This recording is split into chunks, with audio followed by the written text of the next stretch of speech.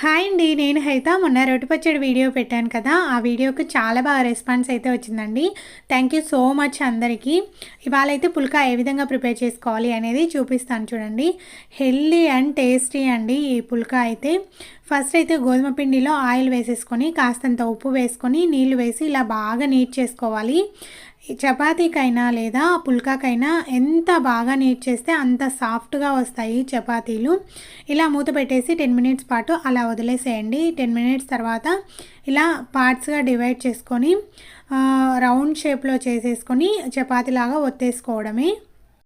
ఎప్పుడు పుల్కాలు చేసినా కూడా పెనం అనేది ఓవర్ హీట్లో ఉండకూడదండి. నార్మల్గా ఇలా బబుల్స్ లాగా ఫామ్ అయితే సరిపోతుంది. అటు ఇటు తిప్పేసి ఆ తర్వాత ఫ్లేమ్ మీద డైరెక్ట్ పెట్టేయడమే.